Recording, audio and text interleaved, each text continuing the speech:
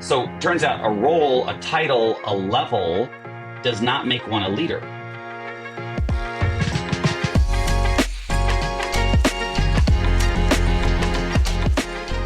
Welcome back to the Troop HR podcast. I'm your host, Taylor Bradley.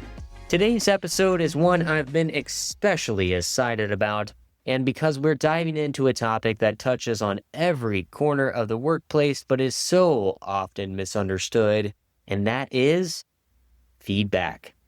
Not just the kind we give in performance reviews, but the kind that actually helps people grow. To help unpack this, I'm joined by someone who's built an entire business around making feedback meaningful, Ben Brooks, the founder and CEO of Pilot. Ben has worked with countless leaders and organizations to reframe the way that we think about development. To start this episode, I asked Ben, how do you define developmental feedback? And how is it different from feedback that most of us are used to? I've always been a fan of the F word, but this one too, feedback. We often say feedback, and I think we confuse sometimes evaluative feedback from developmental feedback. So I'll start with evaluative feedback, which is where we think about most of the time a performance review. Did this person do what we expected of them? Did they sell to their sales quota? Did they pick enough boxes in the distribution center? Did they provide the right safety in the water treatment plant? So we basically can evaluate the performance, and we provide feedback of did that happen or did that not happen, and how that could happen. So you think of it as sort of more in the realm of accountability and validation. The developmental feedback thing happens very rarely, right? And that is the sense of how can Ben or Taylor be better?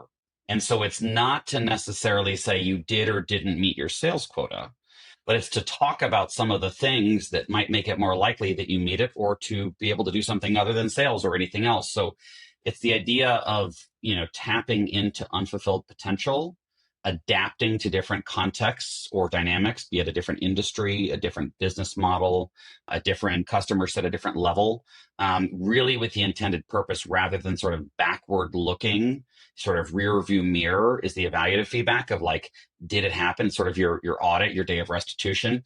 This is looking through the windshield about who you could be and what's possible if you move out of your comfort zone into your growth zone. I love the rear view mirror versus looking ahead, right? And I understand now the point of there being a true deficit of developmental, forward looking feedback in an organization. As HR leaders, we're very prone to, in this definition, evaluative performance related feedback, backward looking, of having annual cycles or check ins weekly that talk about the prior or what's happened in the past week. So when you're working with executives on, we need to start to get structures in place to have developmental feedback be given to folks, what are some of those structures look like, or how do you give a proper framework to them? And shout out to HR needing evaluative feedback. It's fundamental. And any HR person that's had a manager that wants to exit someone, there's no paper trail and no one's been telling them anything, that is not good, right? And so we haven't nailed evaluative feedbacks. There's a reason that, developmental feedback seems like a luxury if you don't have the evaluative feedback, right? You can't do comp, if you can't do investigations or terminations, if you can't do these sort of things. So no knock on evaluative feedback. It's a little like management and leadership. Everyone goes like, oh, we should do leadership. But if you don't have the manager fundamentals, the leadership stuff almost doesn't matter. And so let's hear it for evaluative feedback, right? And it's not happening. But to your question around development feedback, there's a couple kind of gates, if you think. First of all, people have to realize that they want it and it's necessary, right? They have to sort of be readied for what's going to happen to them when they get it. They have to get it themselves. So think of that as sort of, the marinator, the meat tenderizer. They have to get the feedback themselves, like hear it, listen to it, read it, receive it. They have to then sort of process and make meaning of it, because feedback isn't direction, right? Feedback is input. It's a signal. It's a point of view. And so they have to then process and say, what do I make of this? And then they have to decide and take action and make a plan of what to do with it, which could include nothing. And that may not be bad. It may be bad. It's a little like helping someone get sober. If they don't want to get sober, there is nothing you can do. So the first things first is they have to want it, because unsolicited feedback is, it's a fart in church. Nobody wants it. So that's where I think you've got to get to that. And then you have to ready them that this is not just this spreadsheet exercise, that it may kick up emotions for them. They're going to want to say, well, who said that? Or I defend this, or deflect, or dismiss. And all there's like 6 Ds that people have often when they react. But then also to say, like, just because they said that doesn't mean you have to make sense of it. How does it triangulate? How does that compare? What are the context? And then figure out the action, which is often where we have a lot of feedback, right? But not all of the action. The action is really the salsa. The feedback is the chips. And for listeners, one thing that resonated with me on what you just shared is the evaluative and the development do have a symbiotic relationship. One can't really succeed without the other. So it is important to balance those two with the leaders that you've worked with. For example, one thing coming to mind, because now I'm like auditing what I do in my organization. So Sure. this is fun for me. I have an intentional meeting once a month. There are career development meetings where I meet with my direct reports. We don't talk about day to day. We don't talk about performance. We talk about how is the experiences they're getting, the exposure to different projects, furthering their career. And I've always started those conversations with a transparent discussion of people don't stay at companies forever. So I'd love to know from you, what bullet points would you like on your resume from your tenure here? What are you looking for so we can be intentional about that? What advice would you give to me to help craft this? Or what other ideas do you have for leaders of having intentionality around the development discussions? For folks that maybe are less familiar with the sort of talent management, developmental part, if you think of the 9 box, right, and you think of that x-axis, that's the performance axis. Super important. The development is really about that y-axis, the potential. And the reason that most of our energies go into the performance feedback is performance is generally not managed very well. And that's part of the reason companies are having all sorts of issues now, because they've just kind of managed more activity or inputs. So part of it is, if you're having those meetings, but the performance part is not happening, where people don't know what their goals, you think about a role, you have your responsibilities, your authorization, and your accountability. And the accountability is a part of that performance management, right? So it can feel a little bit disingenuous to talk about someone's career and the bullet points and the legacy if they're going to be on a PIP in 90 days, right?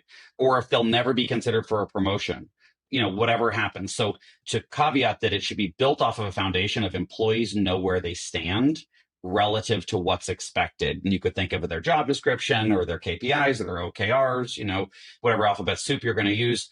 But to your point around having the development conversation, it's important that for both the person having it, which could be a manager, it could be a mentor, it could be a peer, right? It could be an outside coach. There's a lot. It's not just a manager that can have a development conversation or provide development feedback, but that you help people navigate to the context.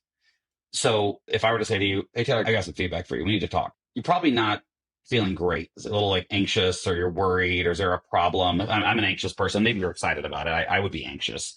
I shouldn't put words in your mouth. But, setting the tone before you do anything of the intent, right? Kim Jane Radical Candor talks about you need to establish you care personally before you challenge directly. Otherwise, it's just obnoxious aggression. And so if you first in that, whether it's a monthly meeting, whether it's going on a walk, whether it's the first agenda item, by the way, if you have it built into one-on-one agendas, always make it the first thing, because when it's the last thing, it always gets bumped, and it signals to the employee and to you, the manager, that's the last priority, is their development. So kind of put it on top. You make sure it happens. You're efficient, but it's to slow down before you get into feedback to say, we're talking about the future. We're talking about your potential. We're talking about your career. We're talking about how useful you could be to this company and how this company can be useful to you. And you don't get into any specifics and then you say, is this a good time for you? Are you in a good place? Maybe someone had a medical procedure that day and they're feeling crummy. Maybe they've had a life event. Maybe your boss just screamed at you, and maybe you realize you're not in a good place to have this development conversation. So part of development conversations is they're proactive. So if you're going to do something proactive, you have some more control over the conditions. So you want to make sure you have conditions, right, that are ideal. You wouldn't go try to cook an amazing meal in a filthy kitchen, right? So if the chaos in the relationship, the dynamic, the stress, you're coming off of a QBR, you're coming off of some intensive thing, probably not the time to have the development conversation. So much of it is around context and expectation setting first, and then intention. But one of the most important things with development conversation is that you focus on something that is sort of aspirational in nature, not filling a void. Right? People think about weaknesses. It may be you're going to have people address something they need to grow in, but almost always people, their weaknesses, they will make less weak, but they will never make them strengths. If you're a 2 out of 10 on something, if you bust your butt, you'll probably become a 4. And so part of this, it doesn't mean you shouldn't become a 4, but it is to narrow in on the thing that would make the difference. And I think it's important from the WIFM, what's in it for me, that the employee doesn't see developmental feedback is more charity for the company, more out of their hide, more things to do. Humans are self-interested. So it's important to talk about the development, but then the benefit to that individual. So, okay, I think you need to take up more space. You need to be more data driven. You need to be whatever the thing might be. You need to be more curious rather than that just seeming like something added to their list. It's like, and as a result, what do we think that would do for you? Oh, you get to present at the board meeting, or oh, you would lead the talk at the conference, or oh, you would have things be clear with your employees and you could go home an hour earlier and you can make it to the gym, whatever the thing is. But then you also need to have the other side of the coin is how's the benefit of the organization or me as the manager. So it's a both win. The what often gets missed and the why, and we get into the how. It's, oh, you're going to take a course. Oh, you're going to do this thing. You're going to go to this conference. Everyone gets into sort of a method without defining sort of the need. So if you get that real clear, what, a single development objective and development feedback, typically we give people 5, 10 development objectives, imagine your spouse telling you you need to be better at 10 things, right? Versus like being really, To be yeah. fair, if you talk to her, she could probably muster up 10 things. She probably is going to give you all strengths and maybe one growth area. You seem like a pretty fabulous guy, but if you were to think about, walking away, not being disempowered with a laundry list of things where you just say, I suck, that's not leading someone to, I have potential, but to say, you need to work on a lot of things, but only one at a time. Yeah. So we figured out what, we figured out why it matters to the individual, why it matters to the organization. And then you figure out how. How do we do that? And you think of 70, 20, 10, right? Informal, social, on the job. That's how brains develop mostly. Learning from others, coaching, mentoring, apprenticeship, 20%. Formal learning, education, textbooks, courses, certifications, that's 10%. It could come from any of those buckets, ideally something from all three. But it's not then just sort of an aspiration or a bumper sticker. Right. That like, hey, you need to have greater presence or more influence with our clients. Or, hey, you need to be set clearer standards with your team, or you like developmentally, what are those things are? Then it's like, okay, well, let's talk specifically how that could be. And they say, well, God, crap, I don't even know how to write a job. Well, let's write one together, or let's do this, or let's talk this out, or, let's talk over here. Maria, she's the axe. She knows how to hold people accountable. Why don't you go have lunch with Maria and find out what her secrets are? Right. So I think that's when you sit down for those conversations, whether they're on a monthly cadence, whether it's in a one-on-one, whether it's at an offsite, whether it's when you're on a business trip and you're on the airplane together and you're sitting on the tarmac of Newark and you're delayed, like those can happen at any time, but it's sort of setting that context and then driving the sort of what, why, and then how. The one thing I don't buy out of everything you just said is there's no delays at Newark. That never happened. Well, not anymore. This is now the number one on-time airport in New York. I live in New York City. They capped the flights, and there's like fewer flights there. So it's every time I fly out of there now, it's like I'm smoking. My friends are at LaGuardia on the ground texting me, and I'm like already in the air. So yeah, well, I usually come in there at least once a month. But back to the topic at hand is, two things that really resonated again with me is the authenticity around the development is important, right? And I am so thankful for longtime listeners on how much I mention my mentors is the thing I learned from them is when they felt at my stage of working with them directly that they could no longer offer the development inside the company that I needed to go to the next stage of my career, they would often say, it's time to like spread your wings, yep. right? Yep. And what was beautiful about that, and I have thanked him dozens of times on here, Michael Erisman, who was the CHRO of DocuSign at the time, we had such an open, candid relationship of I could say to him, okay, now I feel like I'm hitting my limit here. He's like, yeah, like I don't have anything to offer you for the next level. So let's find you what that is. And that made me so at ease to have honest conversations around development, but also built a relationship that I will always be thankful for. And that authenticity is key, right? So that's one piece that really stood out to me. But then this other topic you mentioned, and let's talk a bit about this, is you don't have to be a leader to lead. Leadership isn't tied to a level or to a role. And I want to get your feedback on that too. What are some practical advice that you would give to someone that may not be in a management position, but take on leadership in these types of categories? Well, shout out to your mentor, by the way, Michael. I think what he did is he was in the role of being in a developmental conversation. Because if it was just for performance, he'd be worried about if he loses you. How does he backfill you? What happens? Because he's got to deliver, and that's a performance context. And so managers will hoard talent, et cetera. But great managers in development. I mean, my first boss that got me into HR, Orlando Ashford, who's now the CHRO of Fanatics, the athletic apparel company. He's like, Ben, we light up the exit signs for a reason, so you know where the doors are when you want to leave. Like, and we had a pension, by the way, defined benefit pension. This is a company that was all about tenure, right? It was a while ago, but I think Michael's point is well made, right? He was in the role of development, not in performance, because performance, he would have not wanted you to go anywhere because you were a high performer, and that'd be zero sum. So I think to the question about leadership, one of the things I don't use the H word much, hate, but I hate is when people say our leadership role, leadership level. We've all seen a CFO or a CTO or a head of sales or a CHRO who's in a C-suite role, a quote unquote leadership role that's not a leader. So it turns out a role, a title, a level does not make one a leader. It's how you behave and how you're viewed by others. And there's many different stripes of leadership, and leadership is contextual. And what leadership looks like in the U.S. Navy is going to look different at International Development Organization, which is going to look different in an AI company. So it's contextual, but one of the things we believe is that in boards and investors will say we need leadership at all levels. The world's becoming faster, more complex. We need more critical thinking. We've automated and outsourced and offshored and eliminated rote things. People are doing thinking. Thinking stirs up emotions and alignment and analysis that requires leadership. So we always say that you don't want to call something a leadership position. You want to invite leadership at all levels. And you have people that have people supervision and management responsibility. Like you might have someone that's an SVP. I would call that a senior executive or a senior manager or a part of a management team. Management by definition is the achievement of results through others. They are responsible from a hierarchical perspective to be authorized to do those things. And management is undervalued. I'm a huge believer in management. And most people don't manage well, and we don't have good management infrastructure at most organizations. But from a leadership perspective, you want it from the boardroom to the front desk. And that is about how someone shows up. If you look at organizational network analysis, sometimes the people with the highest influence are 2, 3, 4, 5 levels down the hierarchy. And so it's not their level or their position. It's how they show up with head, heart, or guts. There's different types of leadership and personal power and influence.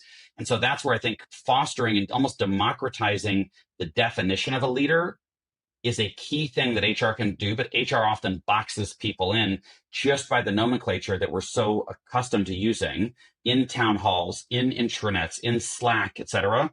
So stopping calling leadership positions in, say, a leader, and talk about, one of our leaders, our contact center agent here, our field supervisor, our SDR, that's a part of inviting people and having the permission to see themselves. Because depending on your background, the demographics, the country you grew up in, the zip code you're born in, you may be the most successful person in your family, but you may go into an organization, have imposter syndrome, think, not me. But the reality is we want to create an invitation for everyone to lead, but to lead against a standard that the organization has defined of what good looks like for their strategy, for their values, and for their company.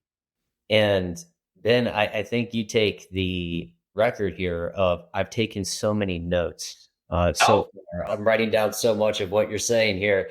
And as we come in for a landing here, we have certainly a lot of seasoned listeners, but we also have a pretty hefty emerging talent cohort that listens to this podcast. And putting title aside, because that's what I'm hearing, but putting title aside, what advice would you give to someone that's just now branching into HR, maybe a year or 3 years in? It's a great question. And by the way, I'm going to ask you one after this, just so you know, which is I would love to know one of your notes that you took down, just because it's feedback for me. And since we're in the developmental conversation, it's good to pull and solicit feedback. I just love to know what's sticky. But to the advice to someone that's new to HR, look, I didn't join HR out of college. I was a management consultant. I worked in the defense industry. I was a Lean Six Sigma black belt. I worked in airline stuff. I did a lot of different things, and so I didn't get into HR until later. One of the things I quickly did though is I learned to think like a CHRO. Very often we get into a COE, center of expertise. So you're in talent management, you're in recruiting, you're in comp and benefits, you're in employee relations, ops, lead management, payroll, and you know your part, but you don't see the bigger whole. So I went and got a human capital strategist certification. So this thing that I did, but you need to think about each of the parts of HR and how they work together, because the only people, whether you're in an HRBP role or generalist role, or you're in a COE role as a specialist, you need all the parts to work together and you need to understand the implications. And so I think one of the most important things is you learn to very quickly look and think like a CHRO about how this all comes together, and that you really start to define what the role is. Because you'll hear people in HR say, well, I'm the employee advocate. And that's a nice saying, but unless you're authorized and that's the responsibilities, if that's just what you want to do versus what HR traditionally has been about cost control and risk reduction. Those are the two metrics of HR traditionally, and kind of personnel management, from a historical perspective, labor relations and these sort of things. And so you have to be very clear about what's expected of HR in your organization. And if it's not what you want to be doing, it's not the kind of HR you want, you're likely not going to change the org. So you need to find the place that sees it that way. I've seen a lot of HR people try to change the org and change HR, especially from a junior seat. Incredibly hard to do. So if your HR is about driving performance and you love driving performance, you found the right spot. But if you want to do a bunch of culture and talent and DEI work and you're in a place that is allergic to that, don't push a rope up a hill. Find a place that, wants that, right? Get into he's talked about landing, get in the tailwind that's going to pull you in. Absolutely. And push a rope up a hill. First time I've heard that before, but that's a Texan one for you, Yeah. That's sticking with me. So, I'll read a couple of the highlights and then Okay. we'll ask you the final question, which likely Right. be the easiest here. Is for me, so much of what you say is, I would say, perhaps some of it's common, but you say it in such an intuitive way that makes it stick, right? And that's the key with HR strategy. And I loved the evaluative performative feedback is backward looking, and then it's developmental forward. And then tying that, another note I wrote here is that it's symbiotic, right? So if you're only giving one without the other, that's not the healthy feedback that someone needs to grow. The other part was the practical piece that I love mentioning this to folks when we go through difficult conversations. If you bury the lead at the end of the conversation, not only did everything you say up to that point feel irrelevant, it's more of an ambush, as opposed to when you start the conversation and say, here's the feedback, let's get through it. And then you may want time for that to marinate or to breathe and not try to box everything into one meeting. And then the final is performance and potential. The way that you described a 9-box, HR professionals, we are very familiar with that type of stuff, right? Managers aren't. And just Correct. getting in a room and saying, let's talk about performance and let's talk about potential. That's so easy to remember.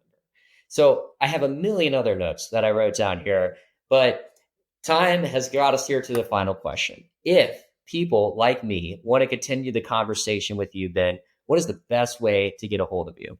So I'm very findable. You can send me an email, ben@pilot, pilot.coach, COACH. LinkedIn, I got tens of thousands of people I'm connected with there, and I can help you meet other people. And then our website, pilot.coach, Instagram, Twitter, all this. I'm on Ben Brooks NY for all of those. But I love being in these conversations. And Taylor, it was helpful for me to have you reflect back what resonated and what you heard and what stuck, which is a really good technique to do at the end of a developmental feedback conversation of, well, what was sticky for you? I call it the sticky. What was sticky? And so you just mirrored what we did, and how a manager or an HRVP could do that is put it on the other side versus saying, okay, here's our action and our next step. Those are fine. Right? You want to do that.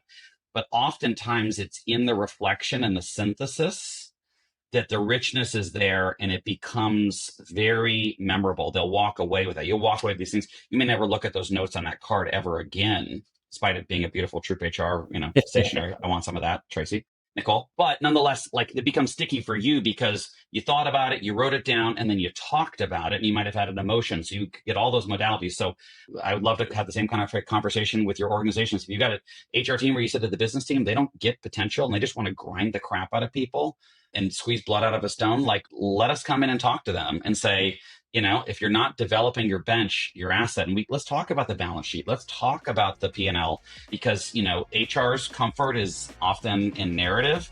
Often the organization and business is in numbers. So that's a whole separate thing we could talk about, is meeting the business in their comfort zone, which is in numbers, and then drawing them into the more sophisticated narrative, which is where HR exists. I love it. And in this episode, I just learned from the best. That is why. So Ben, thank you so much for being on the podcast. Glad to be here. Thank you for listening to this episode of the Troop HR podcast. If you enjoyed this episode, we encourage you to subscribe and leave a 5-star rating. If you would like to learn more about our community, please visit troophr.com. In the meantime, keep living the dream.